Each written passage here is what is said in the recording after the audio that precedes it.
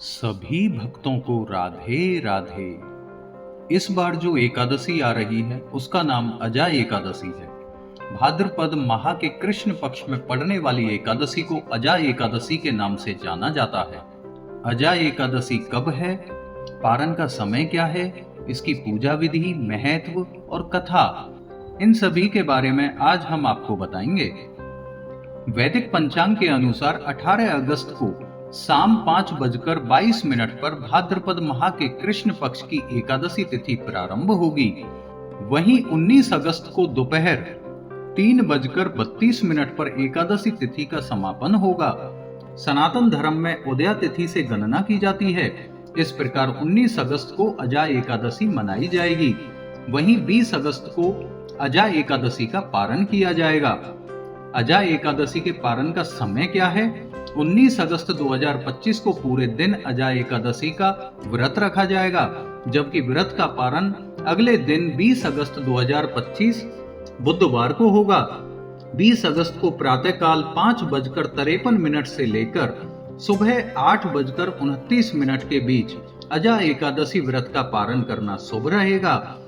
बुधवार को दोपहर 1:58 पर द्वादशी तिथि समाप्त होगी।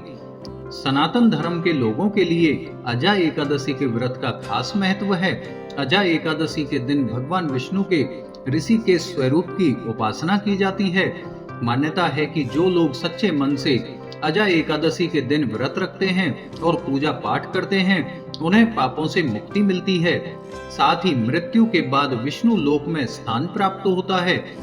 अब मैं आपको बताता हूँ अजा एकादशी की पूजा विधि। प्रातःकाल जल्दी उठें, स्नान आदि कार्य करने के बाद शुद्ध पीले रंग के कपड़े धारण करें। भगवान विष्णु का ध्यान करते हुए हाथ जोड़कर व्रत का संकल्प लें। घर के मंदिर में विष्णु जी की प्रतिमा या तस्वीर की स्थापना करें। साथ ही उन्हें फल, फूल, मिठाई, अक्षत, कपड़े और दीप धूप अर्पित करें। घी का एक दीपक जलाएं। विष्णु सहस्त्र नाम का पाठ करें।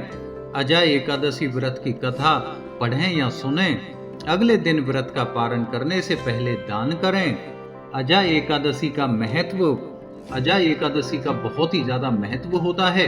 अजा एकादशी का व्रत भगवान विष्णु को समर्पित है और इसे सभी एकादशी व्रतों में सर्वश्रेष्ठ माना जाता है।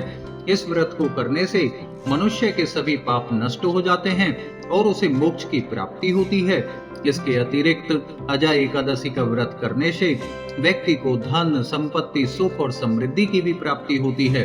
अब मैं आपको इसकी कथा के बारे में बताता हूँ। युधिष्ठिर ने पूछा, हे जनार्दन, अब मैं यह सुनना चाहता हूँ कि भाद्रपद मास के कृष्ण पक्ष में कौन सी एकादशी होती है, कृपया मुझे बताइए। भगवान श्री कृष्ण बोले, हे राजन, एक चित होकर सुनो। भाद्रपद मास के कृष्ण पक्ष की एकादशी का नाम अजा है। वह सब पापों का नाश करने वाली बताई गई है। जो भगवान हर्षिकेश का पूजन करके इसका व्रत करता है, उसके सारे पाप नष्ट हो जाते हैं। पूर्व काल में हरिश्चंद्र नामक एक विख्यात चक्रवर्ती राजा हो गए हैं, जो समस्त भूमंडल के स्वामी और सत्य प्रतिज्ञ थे। एक समय किसी कर्म का फल भोग प्राप्त होने पर उन्हें राज्य से भ्रष्ट होना पड़ा। राजा ने अपनी पत्नी और पुत्र को बेचा, फिर अपने आप को भी बेच दिया। पुण्यात्मा होते हुए भी उन्हें चांडाल की दास्ता करनी पड़ी। वे मुंदा का कफन लिया करते थे। इतने पर भी नृपश्रेष्ठ हरिश्चंद्र सत्य से विचलित नहीं हुए। इस प्रकार चांडाल की दास्ता करते हुए उनके अनेक वर्ष व्यतीत हो गए।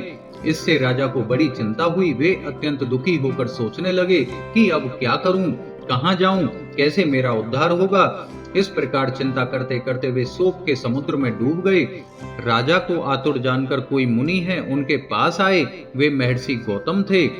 श्रेष्ठ ब्राह्मण को आया देख उन्होंने उनके चरणों में प्रणाम किया और दोनों हाथ जोड़ गौतम के सामने खड़े होकर अपना सारा दुस्समय समाचार कह सुनाया।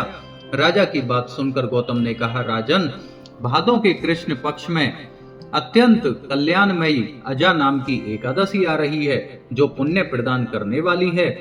इसका व्रत करो, इससे पाप का अंत होगा। तुम्हारे भाग्य से आज के 7वें दिन एकादशी है। उस दिन उपवास करके रात में जागरण करना। ऐसा कहकर महर्षि गौतम अंतर्धान हो गए। मुनि की बात सुनकर राजा हरिश्चंद्र ने उस उत्तम व्रत का अनुष्ठान किया उस व्रत के प्रभाव से राजा सारे दुखों से पार हो गए। उन्हें पत्नी का सत्रीधान और पुत्र का जीवन मिल गया। आकाश में दुंदुभियां बज उठी, देवलोक से फूलों की वर्षा होने लगी। एकादशी के प्रभाव से राजा ने अकंटक राज्य प्राप्त किया और अंत में पुरजन तथा परिजनों के साथ स्वर्गलोक को प्राप्त हो गए। राजा युधिष्ठिर, जो मनुष्य ऐसा व्रत करते हैं वे सब पापों से मुक्त हो स्वर्गलोक में जाते हैं। इसके पढ़ने और सुनने से अश्वमेध यज्ञ का फल मिलता है। अजय एकादशी के दिन आपको भगवान विष्णु के महामंत्र का जाप करना चाहिए। परिक्रमा करते समय ओम नमो भगवते वासुदेवाय नमः या जय जय तुलसी माता जैसे मंत्रों का जाप करें। भगवान विष्णु के भोग में तुलसी दल जरूर शामिल करें।